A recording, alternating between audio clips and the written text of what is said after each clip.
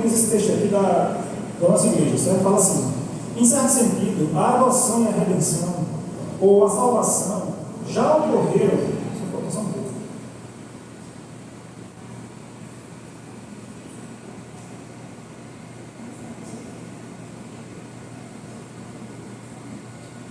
Já ocorreram, e por outro lado, em certo sentido, elas ainda não ocorreram.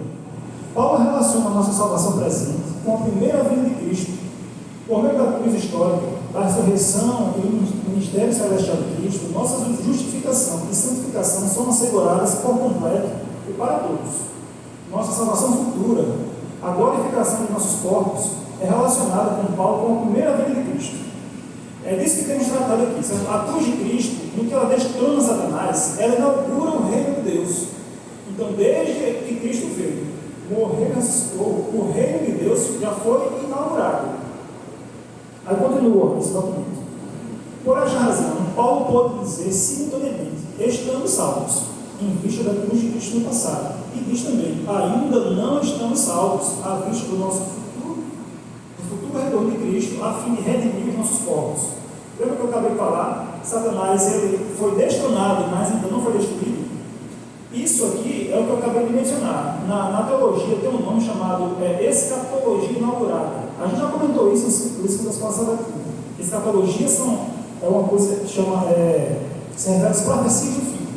Estudo do fim. Escatom é fim, logia, estudo. Escatologia. Esse nome se refere às profecias, certo? O estudo das profecias do fim. A escatologia inaugurada. Por que inaugurada? Porque o fim, certo? As bênçãos do fim já foram inauguradas por Cristo, quando ele veio aqui, morreu, viveu sua vida, morreu e ressuscitou. Mas ainda não foi consumada, certo? Então a gente hoje, essa escatologia inaugurada pode ser definida da seguinte forma: o já e o ainda não do reino de Deus. E a gente vai ver aqui o que isso significa, certo? Escatologia inaugurada, olha aí. Nós já estamos salvos, mas ainda não estamos no céu, certo? Ainda não foi consumado. E veja como é que o Novo Testamento lidou com isso. Vamos ver, vejam essa tabela, certo? Me acompanha aí. Eu vou ver o que vocês acompanham. Viu? A gente vai do lado e do outro, certo? Estamos no reino, mas a Bíblia também diz que nós herdaremos o reino no futuro. A Bíblia diz que o crente é nova criatura, tudo se fez novo. Mas ela também diz que ainda seremos transformados. A Bíblia fala que Deus nos ressuscitou e nos fez assentar no lugar celestiais. Vimos isso na aula de Efésios. Mas diz assim, que nós seremos transformados ao ressoar somente da última trombeta. Aliás, seremos ressuscitados ao ressoar da última trombeta. Nós somos salvos, diz lá, 1 Coríntios, mas diz também em Romanos: seremos salvos. Todos, pois, que somos perfeitos, lá Filipenses. Mas o mesmo livro diz: não que eu já tenha alcançado ou recebido a perfeição. Satanás já foi expulso, mas ainda não foi destruído. Então, esse é o já e ainda não da escatologia adventista e da teologia cristã de maneira geral. Escatologia inaugurada, mas ainda não consumada. Então, nós vivemos no já, certo? Já recebemos, já temos garantido todas essas bênçãos. É como se a gente já estivesse no céu, como se a gente já estivesse gozando todas as bênçãos celestiais. Mas isso ainda não foi consumado, mas já não está assegurado com a morte e ressurreição de Jesus.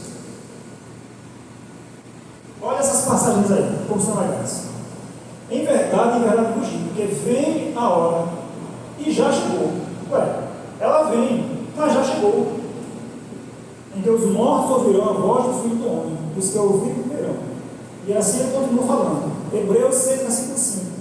Diz que os santos já provaram a boa palavra de Deus e os poderes do mundo vindouro. Diz que nós já provamos os poderes do mundo que ainda é vindouro.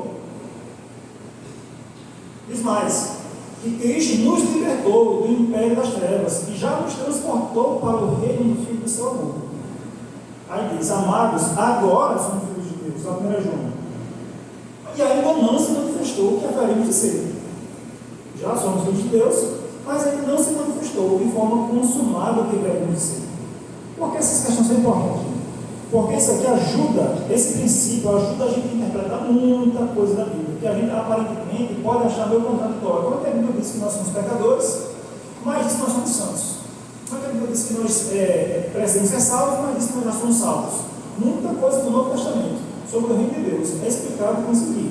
A teologia do já e do ainda não. Então, essa frase aqui do Lutero, simultaneamente justo e pecador, está de acordo com isso. A teologia inaugurada, aliás, escatologia inaugurada, o já e o ainda não do reino de Deus. Nós somos justos e simultaneamente pecadores, porque estamos em Cristo. Já temos assegurada essa justiça perfeita que haveremos de ter em nós mesmos. Mais uma vez, o Cristo fala assim, o seguinte: os crentes são tratados como santos porque estão em Cristo e não por haver alcançado um estado de perfeição do pecado, de ausência do pecado. A salvação é uma experiência presente. Então, os últimos dias, quando a gente começar, de acordo com o que a gente já viu, olha essa citação aqui dos pastores brasileiros mais adventistas, mais capazes que eu conheço. É o seguinte: já estamos vivendo nos últimos dias desde a primeira vinda de Jesus, sua morte, ressurreição e entronização. O Pentecostes foi o cumprimento de uma profecia para os últimos dias, se falar em Atos 2, versículo 17. Jesus foi a revelação divina nestes últimos dias, em Hebreus 1, verso 2.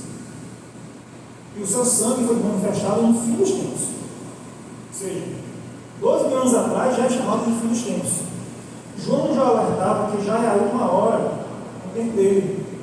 O Novo Testamento foi escrito na certeza de que o período dos últimos dias já havia começado. A igreja é o povo de Deus dos últimos dias. Escatologia é o estudo dos eventos finais centralizados em ambos os adventos de Cristo. A vinda do fim tem a ver com a consumação do reino de Deus e não com guerras e agitações políticas. E esse é um ponto que eu quero chamar a atenção daqui a pouco. Mas ainda não é o fim, diz lá Mateus 24, verso 6. Para isso, o evangelho do reino será pregado por todo mundo, então irá ao fim. A Bíblia enfatiza Cristo, seu reino, sua igreja e sua missão. Então, o que é que a gente está vendo até aqui agora? Que, de acordo com o Novo Testamento, esse material que da igreja, a gente não pode falar assim, os últimos dias se referindo apenas ao que a gente vive hoje. Apenas ao que a gente está vendo, sei lá, dos últimos 10 anos para cá, dos últimos 30 anos para cá. Os últimos dias, de acordo com o Novo Testamento, é desde Jesus Cristo. Então não é uma guerra, uma pandemia, uma doença, uma fome, ou imoralidade sexual que a gente vê por aí no mundo afora. Eita, os últimos dias. De acordo com a Bíblia é assim, mas desde o tempo de Jesus. Então, esse é uma tabelinha, não sei se está muito visível para quem está longe, uma tabelinha tirada do livro da Adventista lá do Futuro, que, assim, para vocês entenderem aí, basta ver esse meio aqui, certo? A primeira vinda de Cristo inaugurou o já, o tempo presente, mas também é o ainda não, que ao mesmo tempo foi inaugurado os últimos dias ou o fim dos tempos. O fim dos tempos, os últimos dias, foi inaugurado desde Jesus Cristo. O reino de Deus foi inaugurado desde o tempo de Jesus Cristo. Não é só agora, não é só porque está tendo guerra agora da Ucrânia, a gente vai ganhar da Ucrânia, isso é o fim do mundo. Não, gente. O André já fez um sermão aqui sobre isso, Mateus 24, mostrando, de acordo com Mateus 24, a gente vai ver aqui um pouquinho. Abra esse texto aí, por favor. 2 Timóteo 3, versículo 1.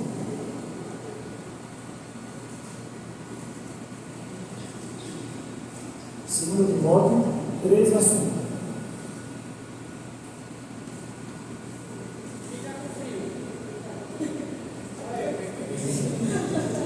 Por mim aqui também está tranquilo, mas para você pode ligar.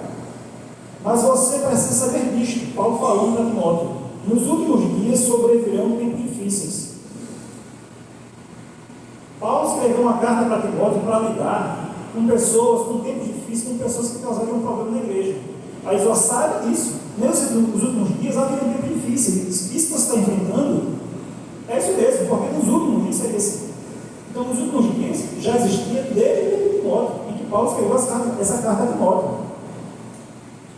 Então, a Bíblia dos Doentes, que é um documento da nossa igreja, escrita, as notas de rodapé pelos teólogos adventistas, diz o seguinte: nos últimos dias, as pessoas demonstrariam maus atributos, incluindo apenas forma de piedade, negando e entregando o poder. E isso é comentando esse texto de Timóteo, tá? Timóteo já havia confrontado pessoas com essas características. Ele deveria fugir delas. Nos últimos dias, essas pessoas com todas essas características já existiam no tempo de Timóteo, ele deveria enfrentar. porque já havia começado os dias. Diz mais, a Bíblia diz: os profetas revelaram que Deus agiria decisivamente para salvar seu povo por meio de um filho, uma semente. O Novo Testamento afirma que ele cumpriu essa promessa em Jesus, dando início aos últimos dias, nos quais ele agiria em prol da salvação. Então, a promessa foi cumprida em Jesus. Quando Jesus veio, fez a vontade de Deus, morreu crucificado e ressuscitou. Os últimos dias começaram. E aqui a gente vai para aquele texto que a gente acabou de falar, né, que a gente fica falando de guerras e tudo mais. Vamos deixar para eu sobre isso, mas eu queria ler rapidamente só 2 versos desse texto, certo? Capítulo 24, Mateus, podem abrir aí de vocês. Versículo 4 a 8. Diz assim: e Jesus respondeu: tenham cuidado para que ninguém os engane, porque muitos virão em meu nome dizendo: eu sou Cristo, e enganarão muitos. E vocês ouvirão falar de guerras e rumores de guerras. Fiquem atentos, não se assustem, porque é necessário que isso aconteça, mas ainda não é o fim. Porque nação se levantará contra nação, reino contra reino, haverá guerras e fomes, terremotos em vários lugares, porém todas essas coisas são o princípio das dores. E Jesus vai dar muita ênfase nisso também lá em Lucas, que ele repete essa mesma história, falando que haveria fomes e doenças e tudo mais. E diz: não se assuste, isso não é o fim. Não se deixem enganar por quem fica com esse discurso por aí, de é o fim, é a volta de alguns dias por causa de uma fome, de uma guerra. Não, esse é o princípio das dores. E ele diz que quem fica com esse discurso de está vendo essa pandemia, está vendo essa fome, está vendo essa guerra, isso é o fim, esse é justamente o falso profeta, que ele fala que nos últimos dias haveria falsos cristos e falsos profetas. É o que eu estou falando na sequência do capítulo 13. Verso 6 fala assim: certamente ouvireis falar de falsos cristos, falsos profetas e tudo mais. Não se assustem com essas pessoas, com esses discursos alarmistas, sensacionalistas.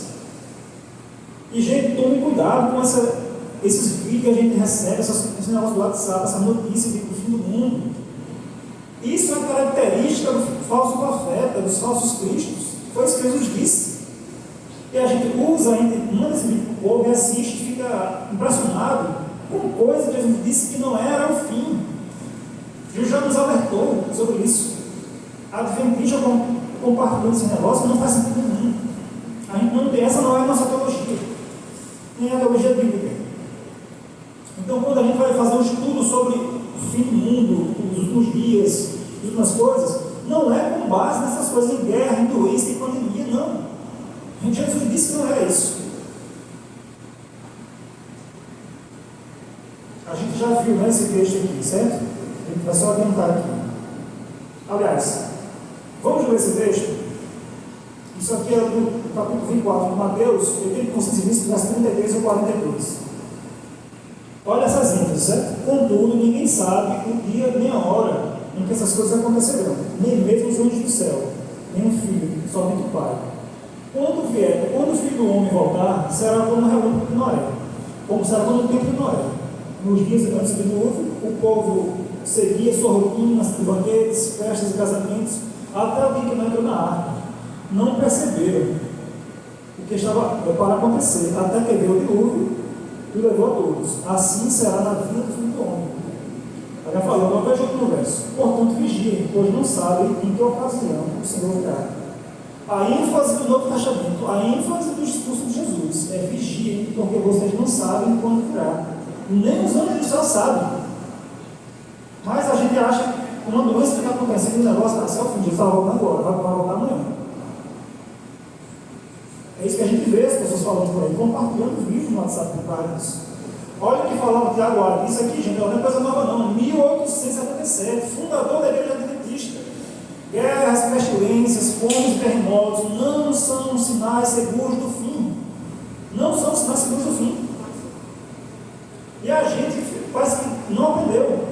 A gente fica repetindo o discurso aí de seu adventista, achando que está abalando, achando que está muito espiritual. Guerra, guerras e pestilências não são sinais seguros do fim, nós pioneiros da igreja. Foi? Não são sinais seguros do fim. Olha o que diz a Romanos. Poder estar certo de que a religião pura e imaculada não é sensacionalista. Deus não pôs sobre quem quer que seja a responsabilidade de despertar o desejo de encorajar as doutrinas e teorias especulativas. Meus irmãos, excluí estas coisas de vossos ensinos. O que mais tem é a teoria especulativa e muitos dos cursos se faz para ele sobre supostas profecias bíblicas. Esse autor aqui que eu estou citando aqui, Dom Paulino, ele fala quantas e quantas vezes o povo, né, da igreja achava que o fim estava vindo. Né? Ele diz aqui as datas aqui. 1990, 67, 87, 94, ano 2000, o povo achava que o mundo ia se acabar. Com base em que, minha gente? Absolutamente nada.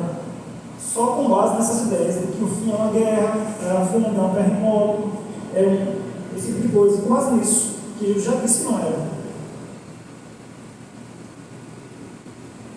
George Knight fala o seguinte: talvez o problema mais comum a ser enfrentado por muitos adventistas na área da segunda vinda é a tendência de ser atraído pelo sensacionalismo. A busca de excitamento está muito mais afinada ao gosto deles do que a admoestação de Jesus para vigiar, aguardar e trabalhar fielmente pelo reino. Essa foi a ordem de Jesus. Se preparem, apenas isso. Se preparem, ponto final. Nem os anjos do céu sabem o dia da vida. Apenas vigiem, aguardem e trabalhem. E ponto final. Não se deixem levantar. Aí tem esse livro aqui, né, que a gente gosta muito, como vocês sabem, certo? Que tem o fim do mundo aqui, que foi marcado para todas essas datas aqui. E nós estamos em todos. Certo? A gente teve o fim do mundo em 2000, 2002, 2006, 2008, 2011. Tudo passou. E muitos crentes, a gente fala assim, mas muitos crentes não são muito espertos nisso aí. E várias dessas datas, principalmente no ano 2000. Muitos, na igreja de 90, começa nos anos 90. Já estou por falar, no ano 2000, por dentro da igreja. Ela vai mais uma vez. Por favor, deixai de fazer aqueles anúncios chocantes de vossas religiões. Se uma onda de fanatismo invadisse agora Nova York, Satanás atuaria na mente humana, executando uma obra que nenhum de vós está preparado a enfrentar. Não é de sensacionalismo que carecemos, mas de esforço calmo, perseverante e dedicado em benefício da educação do povo. Esforço calmo, perseverante e dedicado. Mas a gente não quer esforço perseverante e dedicado. Porque a gente quer mensagem rápida, exata, para estar mandando alarmismo, sensacionalismo para os outros. Esforço a gente não quer.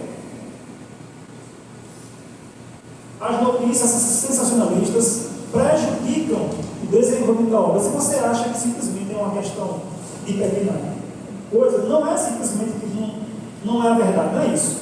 É que esse tipo de coisa prejudica. Quando a gente prega a mensagem que Jesus vai voltar, tem que ter, por qualquer motivo. Sabe o que causa nas pessoas? Descrença. Causa apatia depois. Olha, são muito doido que vive pregando o fim do mundo e nunca acontece. Eu já vi isso de irmão meu. Poxa, mas eu falava isso, não, mas a guerra tal, assim, da guerra do Golfo, só tempo da guerra do Golfo, tá me respeita aí. Na guerra do Golfo, eu falava, aí meu irmão, isso não acontece guerra direto. E a Segunda Guerra Mundial, porque não foi o fim, foi muito maior. E a Primeira Guerra Mundial? E a peste negra? E a peste lá, a gripe espanhola? Porque não foi o fim ali. Muito piores do que a gente enfrentava. Guerras, doenças, terremotos, isso acontece desde que o mundo é mundo.